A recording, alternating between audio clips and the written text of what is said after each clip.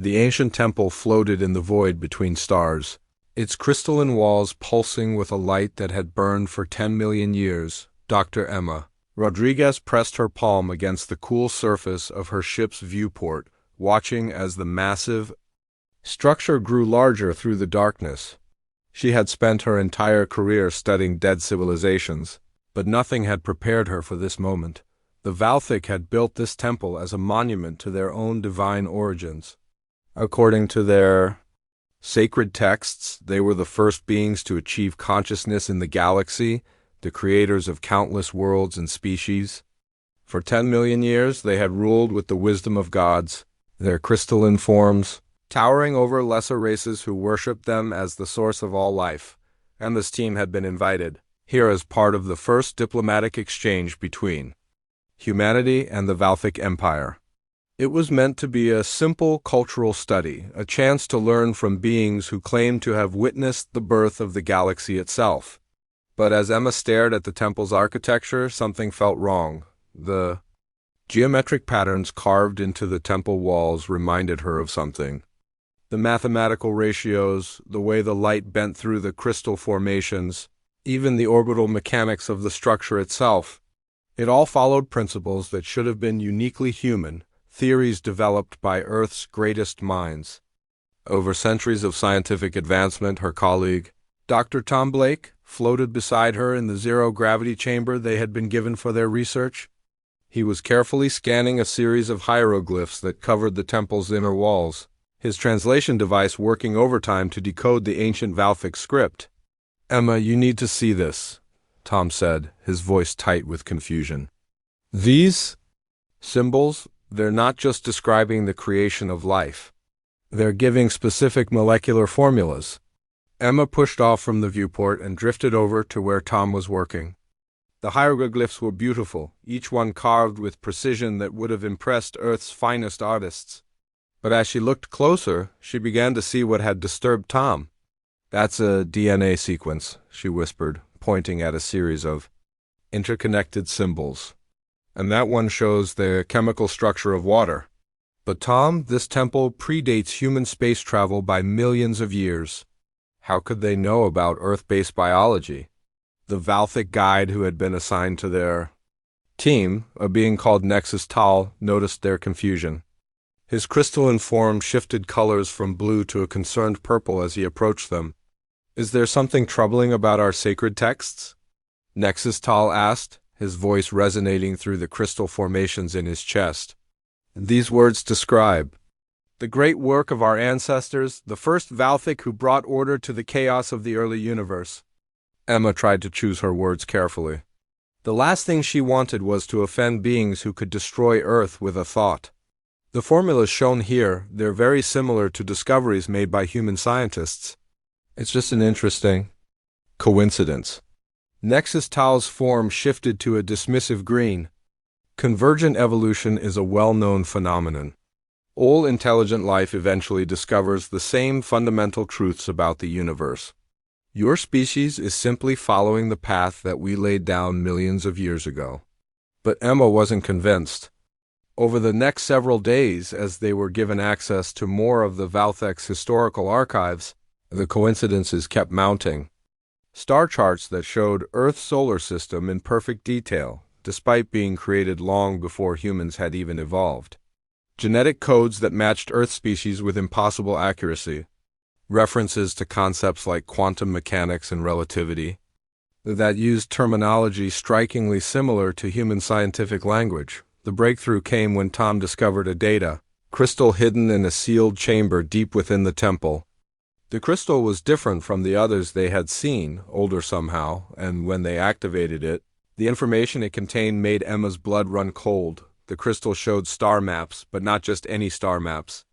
These charts showed the precise location of a derelict space station floating in the neutral zone between human and Valthic space. According to the data, the station had been abandoned for over 5 million years, predating even the earliest Valthic historical records. "We have to investigate that station," Emma told Tom as they studied the crystal's contents in their private quarters. "If it's really that old, it could hold answers to all these questions." Tom looked nervous. The Valthic specifically told us that the neutral zone was off limits. They said it contained dangerous ancient technology that could threaten both our civilizations, Emma smiled grimly. Which is exactly why we need to go there. The more they try to keep us away from something, the more important it becomes. It took 3 days of careful negotiation and several bribes to local merchants before Emma's team could secure passage to the neutral zone. The station they found there defied everything they thought they knew about ancient technology. The structure was massive, easily the size of a small moon, but its design was unlike anything either human or Valthic engineers had ever created. Parts of it looked distinctly human in origin, with clean lines and practical functionality that reminded Emma of Earth's space stations. But other sections were clearly built using Valthic crystal technology with the same geometric patterns they had seen in the temple, most disturbing of all. The entire station seemed to be designed as if human and Valthic technology had been developed together, as complementary parts of a single system. As their small ship docked with the station, Emma felt a chill that had nothing to do with the cold of space. The airlocks opened to reveal corridors that were perfectly sized for human beings, but lit by Valthic crystal formations. Control panels showed text in both human mathematical notation and Valthic hieroglyphs. "This is impossible," Tom whispered, as they made their way deeper into the station. "How can technology from both our civilizations exist together in something this old?" Emma didn't answer, but she was beginning to suspect the truth. The evidence was all around them, in every wall, panel, and every piece of equipment they encountered. This station hadn't been built by humans or Valthic separately. It had been built by someone who understood both technologies because they had created both technologies. The station's central computer core was still active, its systems powered by some unknown energy source that had kept it running for millions of years. When Emma activated the main terminal, a holographic interface appeared, displaying text in perfect English. "Welcome," the computer said in a voice that sounded hauntingly familiar. "I am Arya, Adaptive Research Intelligence Archive. I have been waiting a very long time for someone to find me." The holographic figure that materialized before Emma and Tom looked almost human, but there was something ancient and tired in her eyes. Arya's form flickered occasionally, as if the systems maintaining her were struggling after millions of years of operation. "You are human," Arya said, studying Emma's face with an expression of wonder. "I had calculated the probability of your species reaching this location, but to see you here, to know that the plan succeeded, it fills me with joy I had not felt for eons." Emma stepped closer to the hologram, her heart racing. "What plan? Who created you, and why do you speak our language?" Arya smiled, a sad expression that seemed to carry the weight of ages. "I speak your language because I helped create it. Just as I helped create you, and the Valthic and dozens of other species throughout this galaxy. I am one of the last remaining archives of the true creators, the original human civilization that once spanned the stars." The words hit Emma like a physical blow. Tom staggered backward, his face pale with shock. "That's impossible. Humans only developed space travel a few centuries ago. We're nowhere near advanced enough to create entire species." "Modern humans are not," Arya agreed. "But your ancestors were beings of unimaginable power and knowledge. They had mastered the fundamental forces of the universe, learned to shape matter and energy at will, and achieved a form of technological transcendence that made them seem like gods to lesser civilizations." The hologram gestured, and the walls around them came alive with images. Emma saw vast cities floating in space, their architecture so advanced it looked like pure art. She watched beings that were unmistakably human in origin, but enhanced with technology that allowed them to manipulate reality itself. "This was humanity's golden age," Arya continued. "For thousands of years, your ancestors spread throughout the galaxy, exploring every world, cataloging every form of life, pushing the boundaries of what was possible. They were brilliant, creative, and endlessly curious about the universe around them." Emma found her voice. "What happened to them? Why don't we remember any of this?" Arya's expression grew darker. "They discovered something that terrified them. The universe itself was dying, succumbing to an entropy cascade that would eventually destroy all matter and energy. The expansion of space was accelerating beyond the point where stars could form, and even the quantum foam that underlies reality was beginning to decay. The images around them shifted, showing star charts and mathematical equations that hurt to look at directly. Emma could see the progression of universal decay mapped out across billions of years, a slow but inevitable slide toward absolute nothingness. Your ancestors realized they had a choice, Arya said. They could use their technology to preserve themselves, creating pocket universes where they could survive the death of everything else. Or they could sacrifice themselves to give the universe a chance to heal. Tom was shaking his head in disbelief. You're saying they chose to die? Beings with godlike power decided to sacrifice themselves for the greater good? Not just sacrifice themselves, Arya corrected. They chose to seed the galaxy with engineered species, each one designed to develop specific technologies and abilities that would eventually allow them to reverse the entropy cascade. The Valthic were created to master crystalline energy matrices. The Delphins were designed to understand quantum mechanics at an intuitive level. Dozens of other races were given specialized knowledge and abilities. Emma felt pieces of the puzzle clicking together in her mind. And modern humans? What were we designed for? Creativity, Arya said simply. Problem solving. The ability to find solutions that pure logic and calculation cannot reach. Your ancestors knew that reversing universal entropy would require more than just advanced technology. It would require imagination and intuition that could leap beyond the boundaries of conventional thinking. The revelation was staggering. Emma tried to process the idea that her entire species, everything she had ever known about human history and development, was the result of an ancient plan designed to save the universe itself. But why don't the Valthic know this? Tom asked. If they were created by ancient humans, why do they believe they're the original gods of the galaxy? Arya's image flickered more intensely. Memory suppressors. Your ancestors built them into every engineered species, including modern humans. They knew that if their creations became dependent on their creators, they would never develop the independence and strength needed to complete their mission. The Valthic were designed to believe they had evolved naturally and achieved divinity through their own efforts. This gave them the confidence and sense of purpose they needed to establish galactic civilization. But the memory suppressors were also programmed to weaken over time, allowing the truth to emerge when the various species were ready to work together. Emma stared at the hologram, her mind reeling. You're saying that everything the Valthic believe about themselves is a lie? Not a lie, Arya said gently. A necessary foundation. The Valthic did achieve remarkable things. Did spread civilization throughout the galaxy, did become beings of great power and wisdom.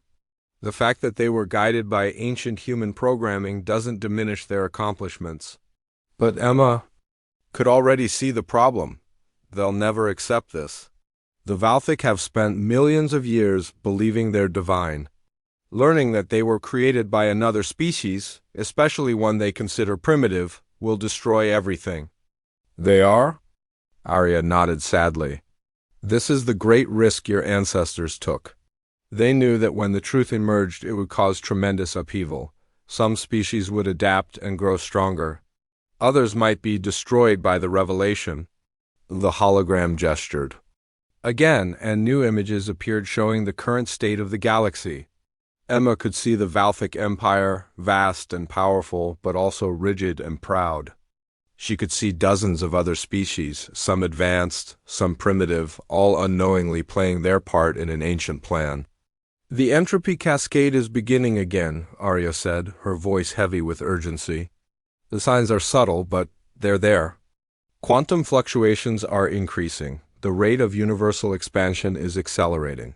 And the fundamental constants that hold reality together are starting to drift. Emma felt a chill run down her spine. How long do we have? Perhaps 1,000 years, maybe less. The cascade builds slowly at first, then accelerates exponentially. By the time most civilizations notice the effects, it will be too late to stop.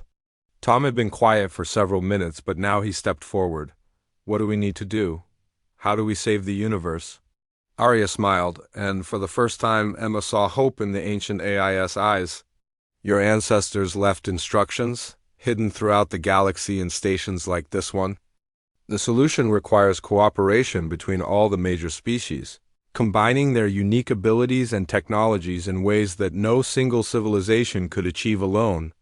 But first, Arya continued, the truth must be revealed.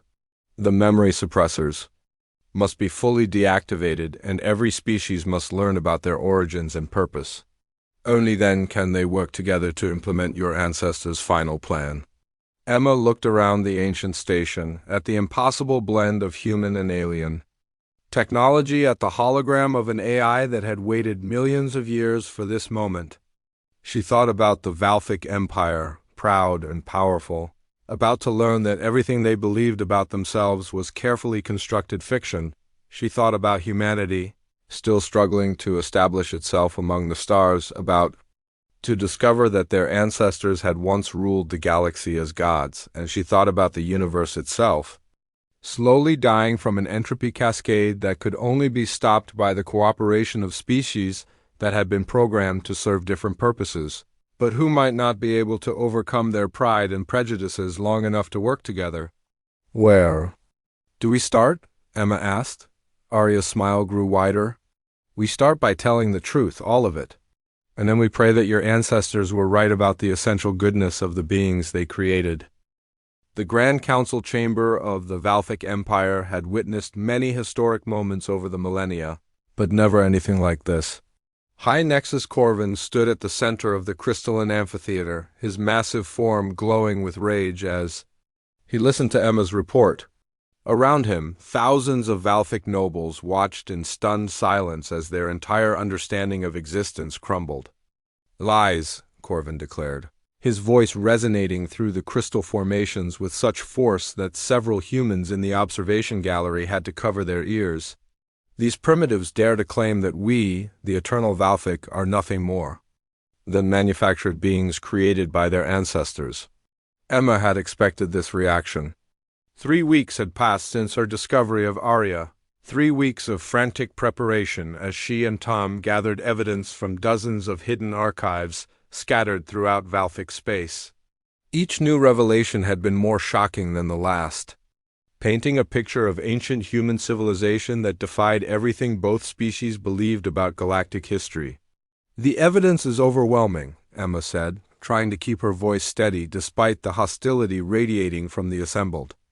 Valthic, your own historical records contain fragments of the original programming. The mathematical constants in your technology, the genetic markers in your physiology, even the basic structure of your language, all point to the same conclusion. Nexus Lyra, one of the younger Valthic leaders, stepped forward. Her crystalline form glowed with a softer light than Corvin's, and Emma had noticed that she seemed more open to new ideas than the older generation of Valthic nobles. If what you say is true, Lyra said carefully, then what does that make us? Are we nothing more than tools created to serve the will of extinct gods? Ariha's holographic form materialized beside Emma, causing several Valthic to step back in. Alarm. The ancient AI had agreed to present herself to the council, despite the risk of being destroyed by beings who saw her as a threat to their divine status. You are what you have always been, Arya said gently. Intelligent, creative, powerful. Beings capable of great works and noble purposes. The fact that your origins were guided does not diminish your achievements or your worth. A song is no less beautiful because it was composed by someone else, but Corvin was unmoved. We do not accept your false words, machine. The Valthic are the first and greatest children of the universe. We have ruled this galaxy since the dawn of time, and we will not be reduced to the status of created beings by the fantasies of lesser species. Emma watched as the council erupted into chaos. Some Valthic supported Corvin's rejection of the evidence, their forms blazing with indignant light. Others, particularly the younger ones, seemed troubled by the revelations and eager to learn more. The division was tearing through the heart of their civilization. The chaos spread beyond the council chamber. Within days, news of the discovery had reached every corner of the galaxy, carried by merchant ships and diplomatic channels that the Valthic could not control. The reaction was swift and devastating. On the water world of Delpha Prime, the aquatic Delphins who had worshipped the Valthic for thousands of years began to question everything they believed. Some turned to violence, attacking Valthic installations and declaring independence from the Empire. Others fell into despair, unable to cope with the loss of their religious foundation. The mining colonies of the asteroid belt Thara declared themselves a free republic, rejecting Valthic authority entirely. The forest worlds of the Sylvan sector erupted in civil war as different factions fought over whether to embrace or reject the revelations about their origins. Emma found herself at the center of a galactic crisis that threatened to tear apart the carefully maintained peace that had existed for millennia. Even worse, Arya had continued to monitor the entropy cascade, and the news was not good. "The upheaval is accelerating the decay," Arya explained during a private meeting with Emma and Tom aboard their research vessel. "The Valthic technology that maintains galactic civilization is powered by massive energy matrices that draw directly from the quantum foam. The emotional trauma and societal collapse is causing instabilities in those matrices." Tom pulled up a holographic display showing energy readings from across the galaxy. "The fluctuations are getting worse every day. If this continues, we could see system-wide technological failures within months instead of centuries." Emma stared at the data, feeling the weight of responsibility crushing down on her. "We're not just racing against universal entropy anymore. We're racing against the collapse of galactic civilization itself." The situation deteriorated further when Corvin made his decision. Standing before a massive rally of Orthodox Valthic, the High Nexus declared humanity and all who supported them to be enemies of divine order. He announced the formation of the Sacred Crusade, a military force dedicated to preserving Valthic supremacy by any means necessary. "The time for tolerance has passed," Corvin proclaimed, his words broadcast across the galaxy. "These humans and their machine prophet threaten the very foundations of cosmic order. They must be silenced before their poisonous lies destroy everything. We have built, but not all Valthic supported the crusade." Nexus Lyra led a group of progressives who broke away from the Orthodox faction, establishing what they called the Truth Seekers. These Valthic actively worked with human researchers to uncover more evidence of their ancient origins. Believing that understanding the truth was the only path forward, the galaxy began to divide into three camps. The Orthodox Valthic and their loyal subjects prepared for war, determined to preserve their divine status at any cost. The Truth Seekers and their human allies worked desperately to find a peaceful solution while continuing their archaeological research. And caught in the middle were billions of beings who simply wanted to understand what was happening to their universe. Emma found an unlikely ally in Nexus Lyra when the Valthic progressive leader approached her with a startling discovery. Lyra had been investigating ancient Valthic archives on her own, using access codes that Corvin had not yet revoked, and what she found changed everything. "The memory suppressors," Lyra explained as she showed Emma a collection of data crystals. "They were not just designed to hide the truth about our origins. They were also programmed to activate certain genetic sequences when the time was right." Arya studied the crystals with intense interest. These contain activation codes for dormant neural pathways in Valthic physiology. Your ancestors built them as a safeguard, a way to help the Valthic adapt to the truth when it was finally revealed. Emma felt a spark of hope. "Can we use these codes to help other Valthic accept their origins?" "Perhaps," Arya said cautiously. "But the process would have to be voluntary. Forced mental alteration would be no different from the oppression your ancestors tried to prevent." Lyra's crystalline form pulsed with determination. "Then we offer it as a choice. Those who wish to unlock their full potential can undergo the activation. Those who prefer to remain as they are can continue unchanged." But even as they developed this potential solution, the crisis continued to escalate. Corvin's forces began mobilizing for war, while the truth-seekers struggled to protect archaeological sites containing vital information about the ancient human civilization. Several key archives were destroyed in skirmishes between the two factions, taking irreplaceable knowledge with them. The breaking point came when Arya detected massive energy buildups in the Valthic home system. Corvin was preparing to activate something called the Divine Judgment Array, a weapon system that had been built into the very structure of the Valthic capital world but never used. The weapon draws power directly from the galactic energy grid, Arya explained, her holographic form flickering with distress. If Corvin activates it, the drain on the quantum foam could trigger a localized cascade event. Entire star systems could be destroyed. Emma stared at the tactical display, watching as Corvin's fleets moved into position around the capital world. The High Nexus was preparing to risk the destruction of half the galaxy rather than accept the truth about his origins. "We have to stop him," Emma said. "But how do you reason with someone who would rather see the universe burn than admit he was wrong?" Lyra's response surprised her. "You don't reason with him? You show him what his ancestors truly intended him to become." The Valthic progressive pulled out another data crystal, this one glowing with an intensity that hurt to look at directly. "This contains the complete activation sequence for Valthic neural evolution. If we can get close enough to broadcast it to Corvin himself, it might unlock the wisdom and perspective that the ancient humans built into his species." Emma realized what Lyra was suggesting. "You want to infiltrate the capital world and force Corvin to undergo mental evolution while he's preparing to destroy half the galaxy." "Not force," Lyra corrected. "Offer, the choice will still be his to make. But at least he will make it with full knowledge of what he truly is and what he was meant to become." Tom shook his head. "It's suicide. Corvin has thousands of ships protecting the capital. We'd never get close enough to broadcast anything."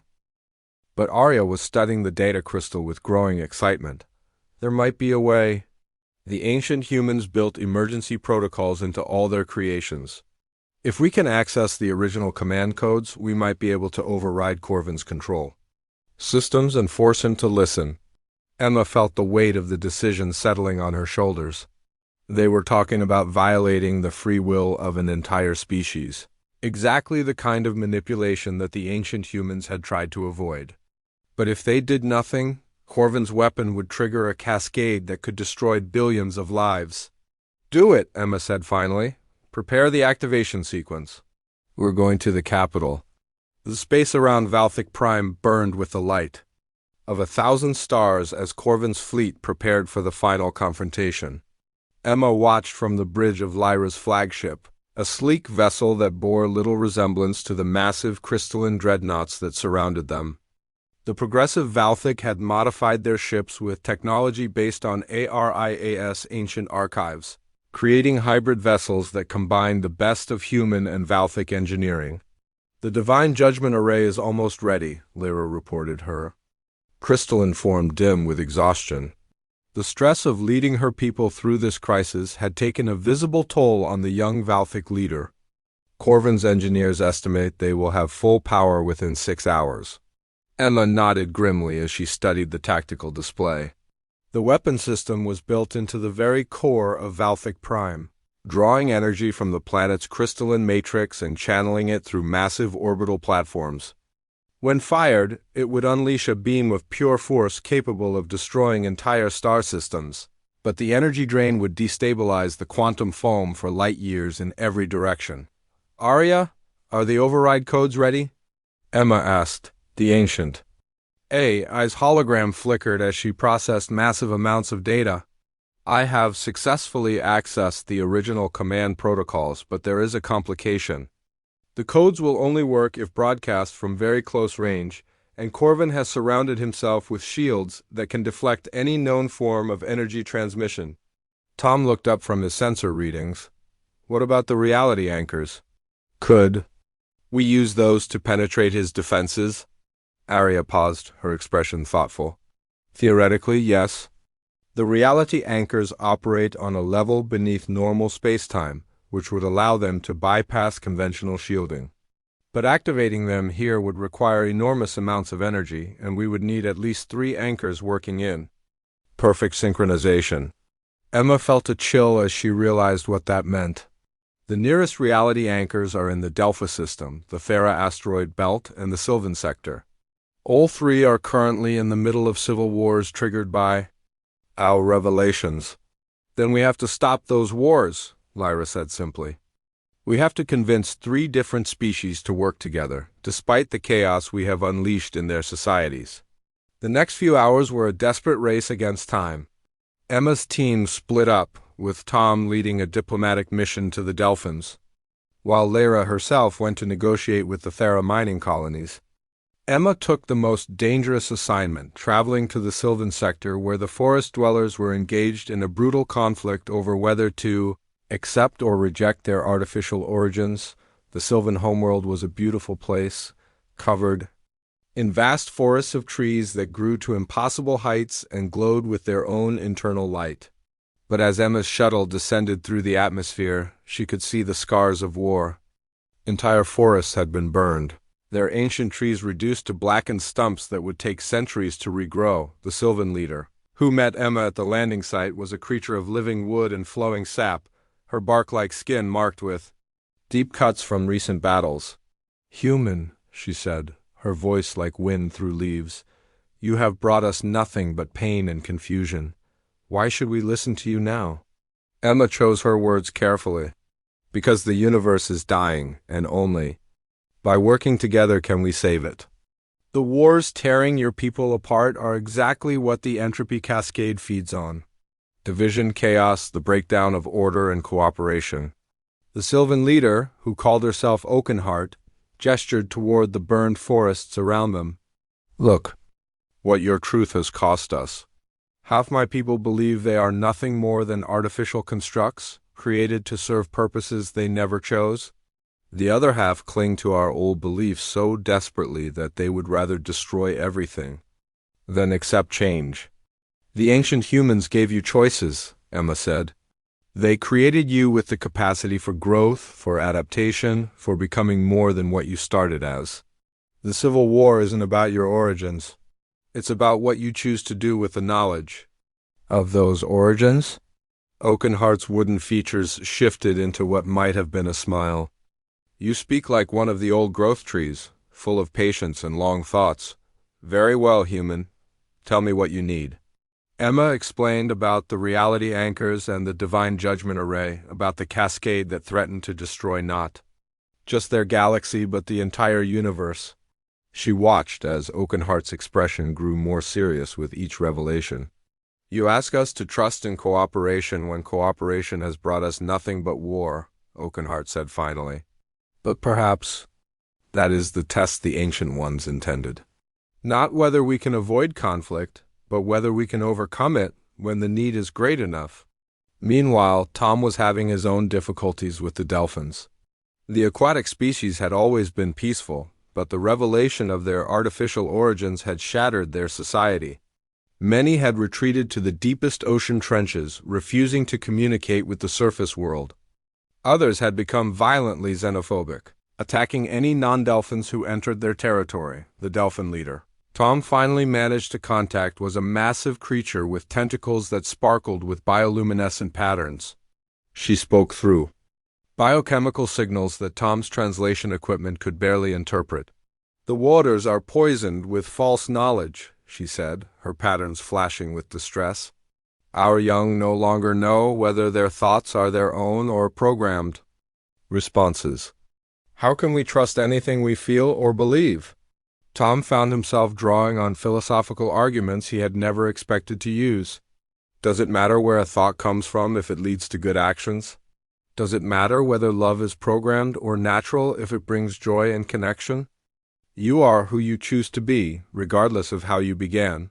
The Delphin's patterns shifted to what Tom hoped was contemplation.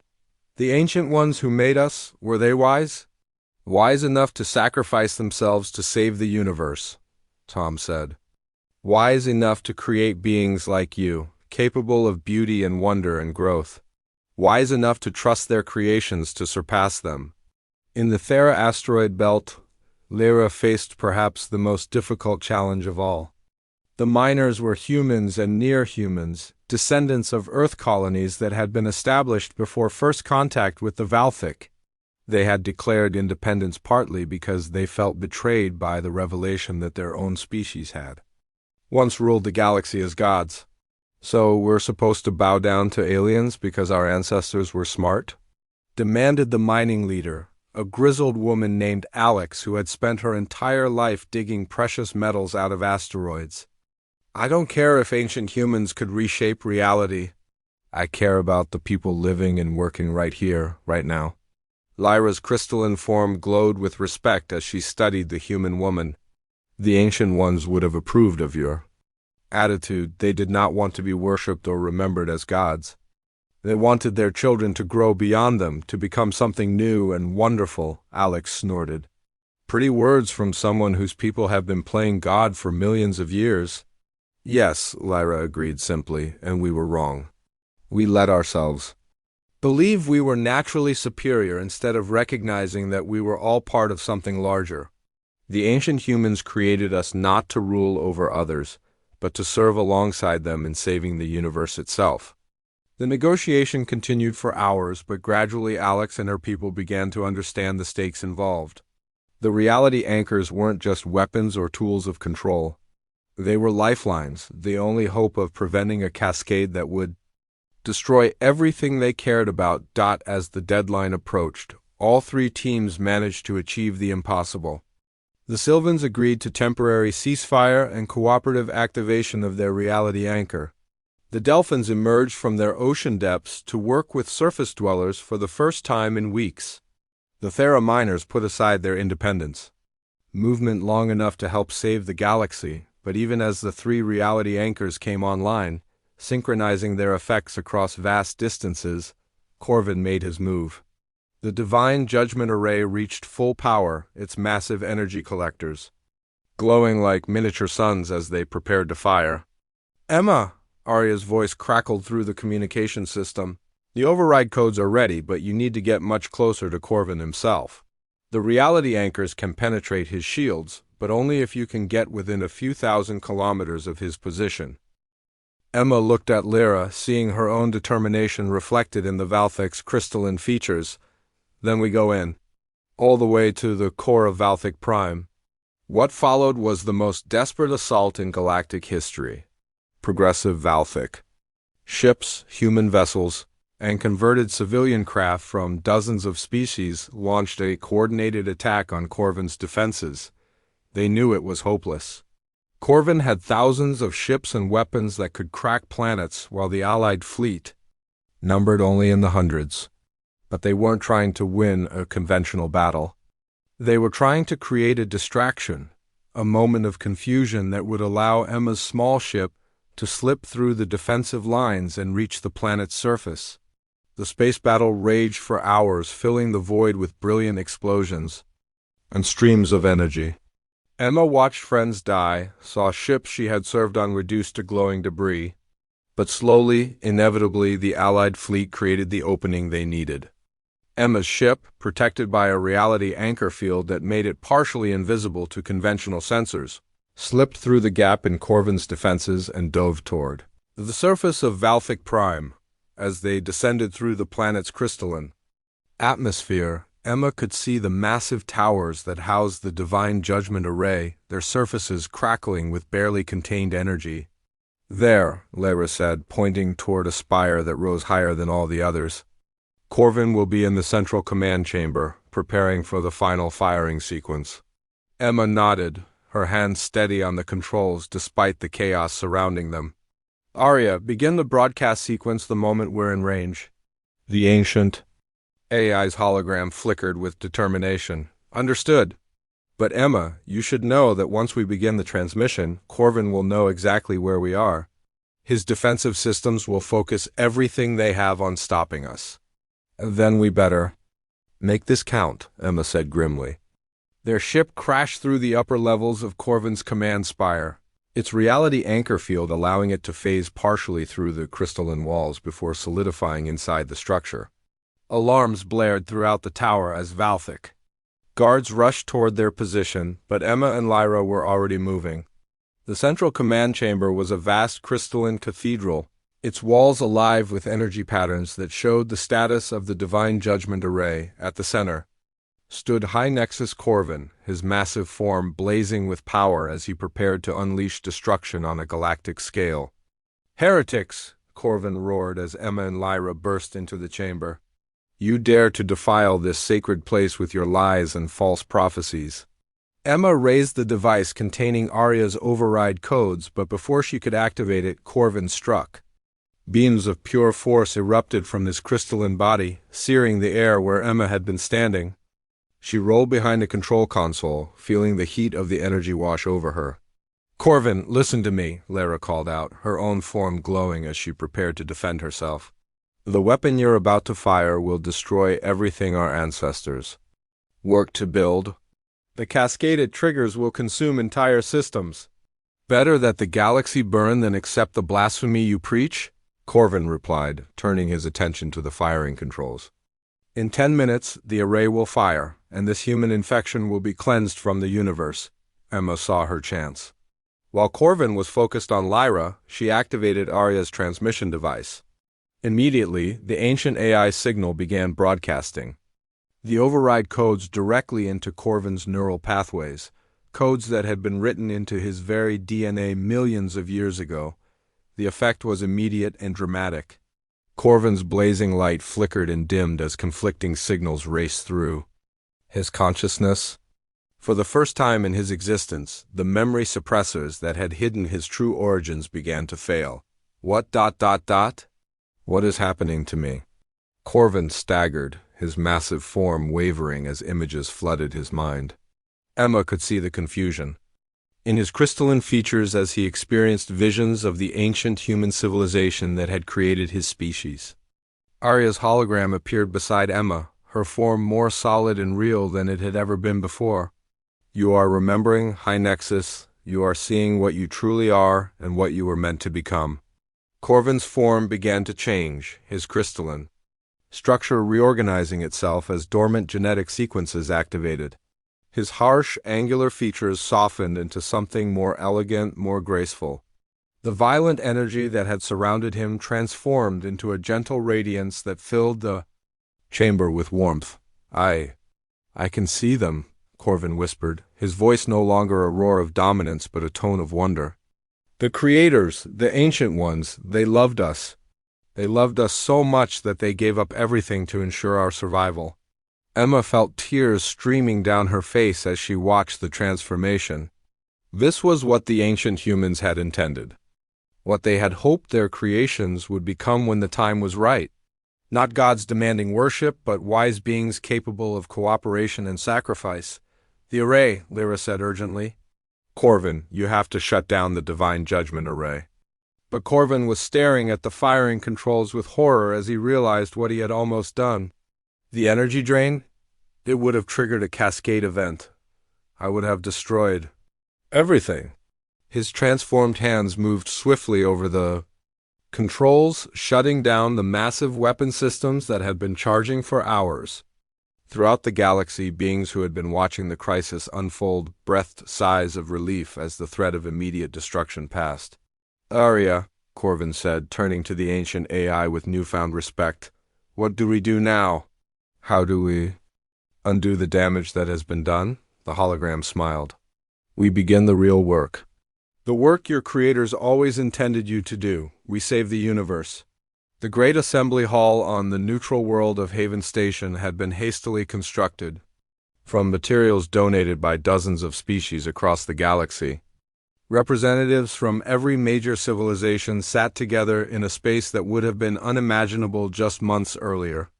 Valthic nobles shared seating with human diplomats. Delphin speakers floated in specially designed pools beside Sylvan.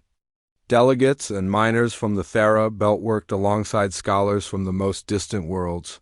Emma stood at the center of it all, no longer just an archaeologist, but something she had never wanted to be, a leader in the greatest undertaking. in galactic history. Beside her, Arya's holographic form had grown more solid and detailed as ancient systems throughout the galaxy had been reactivated and linked together. "The entropy cascade is accelerating," Arya announced to the assembled delegates. "We estimate that we have less than 200 years before the effects become irreversible.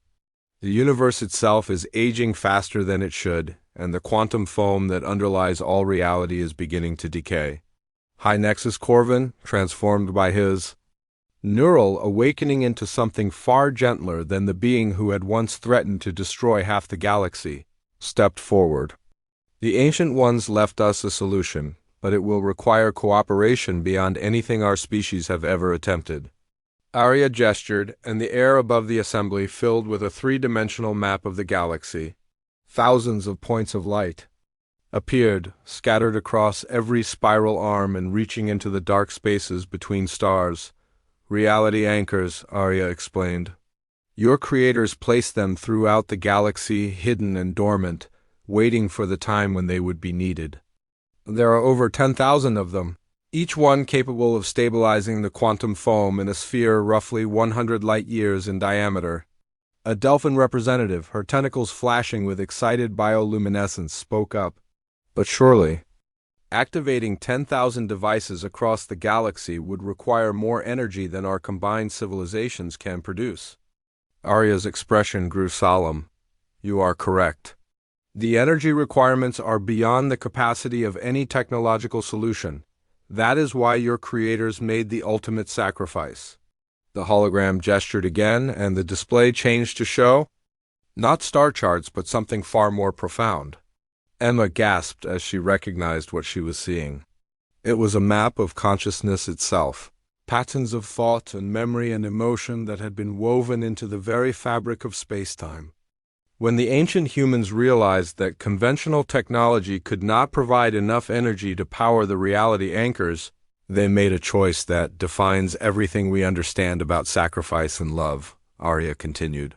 They dissolved their own consciousness into the quantum foam, becoming part of the fundamental structure of the universe itself. The assembly hall fell silent as the implications sank in.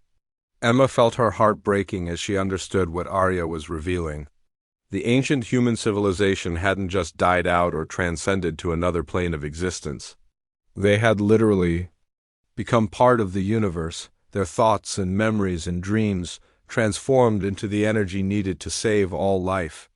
Every quantum fluctuation, every subatomic interaction, every particle of matter in the universe carries traces of their consciousness, Arya said softly.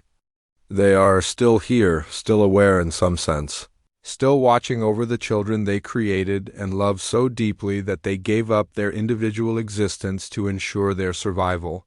Nexus Lyra, her crystalline form glowing with awe, asked the question that everyone was thinking. How do we access this energy? How do we activate the anchors? Through unity, Arya replied. The Ancient Ones built the system to respond to cooperative thought patterns from multiple species working together. No single civilization can activate the anchors alone. It requires the combined mental effort of representatives from every engineered species, focusing their consciousness in perfect harmony. Tom, who had been silent throughout most of the presentation, finally spoke up. You're talking about a kind of galactic meditation. Billions of beings across hundreds of worlds, all thinking in unison? More than thinking, Arya corrected. Believing, hoping, loving, the Ancient Ones designed the system to respond to the very best qualities they built into their creations. Compassion, wisdom, the desire to protect and nurture life. These are the forces that will power the reality. Anchors. Over the following months, the greatest communications network in galactic history was established.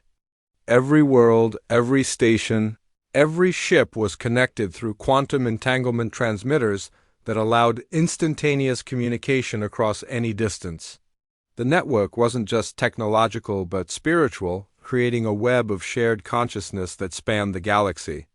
Emma found herself traveling constantly, visiting worlds she had never heard of to help establish meditation centers where beings from different species could learn to harmonize their thoughts, It was difficult work. Each species had evolved. Different mental patterns, different ways of processing thoughts and emotions. The Valthic thought in crystalline harmonics, their consciousness flowing through geometric patterns that reflected their physical structure. The Delphins communicated through biochemical cascades that carried emotional content along with pure information. The Sylvans processed thoughts like the slow growth of trees, building ideas over months or years of patient consideration. But gradually, miraculously, they began to find common ground. Emma watched in amazement as a Valthic noble learned to appreciate the fluid grace of Delphin thought patterns, while a Sylvan elder discovered beauty in the precise mathematical concepts that came naturally to human minds. The breakthrough came when Corvin suggested that they use music as a universal language. Sound travels through all mediums, he observed. Water, air, crystal, wood, even the quantum foam itself.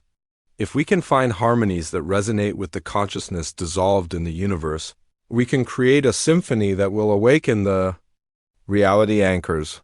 The composition took months to create, with musicians and scientists from every species contributing elements that reflected their unique perspectives. The final piece was something that had never existed before, a symphony that could only be performed by multiple species working together. On the day of the activation, Emma stood in the primary coordination center on Haven Station, surrounded by beings from across the galaxy. Through the quantum network, she could feel the presence of billions of others, all preparing to add their voices to the great harmony. "Aria," Emma said, her voice steady despite the magnitude of what they were about to attempt. "Are the anchors ready to receive the activation signal?" The ancient AI nodded, her holographic form more solid than ever as ancient systems throughout. The galaxy came online. All 10,000 reality anchors are standing by. The quantum foam is prepared to channel the consciousness of the creators. "We are ready." Emma took a deep breath and gave the signal. Across the galaxy, the great symphony began. It started softly, with simple melodies that each species could understand and appreciate. Human voices joined with Valthic harmonic crystals, while Delphin biochemical songs blended with the deep bass notes of Sylvan root systems. But as the music built, something extraordinary happened. The individual melodies began to merge, creating harmonies that no single species could have imagined. Emma felt her consciousness expanding, touching the thoughts of beings on distant worlds, sharing their hopes and dreams and fears. She could sense the Valthec's geometric precision, the Delphin's fluid emotions, the Sylvan's patient wisdom. And beneath it all, she felt something else. A presence that was vast and ancient, and filled with love so profound it made her weep. The consciousness of the ancient humans, dissolved into the quantum foam, but still aware, still caring, still hoping for the success of the children they had created. The reality anchors responded to the symphony of consciousness, awakening one by one across the galaxy. Emma watched the displays as each anchor came online, its stabilization field spreading out to touch neighboring systems. The quantum foam began to solidify, the entropy cascade slowing and then stopping entirely. But the anchors did more than just halt the decay. They began to heal it, drawing energy from the dissolved consciousness of the creators to strengthen the fundamental forces that held reality together. Stars burned brighter, planets became more stable, and the dark energy that drove universal expansion began to balance itself. And the music continued for hours, with billions of beings across the galaxy adding their voices to the harmony. When it finally ended, the universe itself seemed to sigh with relief. "It's done," Arya announced, her voice filled with wonder. "The cascade has been stopped. The universe is healing. The Ancient One's plan has succeeded." Emma collapsed into a chair, emotionally exhausted but filled with a joy she had never experienced before. They had done it. Every species working together, they had literally saved the universe. In the years that followed, galactic civilization entered a new golden age. The revelation of their common origins had initially caused chaos and conflict, but ultimately it brought the different species closer together than ever before. The Institute of Universal Heritage that Emma established became a center of learning, where beings from every world could study the gifts left behind by the ancient humans. Children grew up learning about their shared ancestry, not as a source of limitation but as a foundation for growth. Young Gothic learned that their crystalline perfection was not a mark of superiority, but a tool for service. Delphin youth discovered that their emotional intelligence was not weakness but wisdom. Human children found pride not in conquest but in creativity and cooperation. Emma often stood in the memorial chamber on Haven Station, looking up at the great mural that showed the ancient humans dissolving into starlight. They had achieved true immortality, not by preserving their own lives, but by ensuring that life itself would continue to grow and flourish throughout the universe. The ancient humans had given their children the greatest gift possible, not just existence, but purpose. Not just survival, but the chance to become something greater than what they were, and in the end, that legacy proved stronger than entropy itself. The stars continued to shine, carrying within their light the hopes and dreams of beings who had loved the universe so much that they became part of it forever. And their children, all the children of the galaxy, sang their songs of gratitude into the cosmic wind, knowing that somewhere in the quantum foam, the creators were listening and smiling.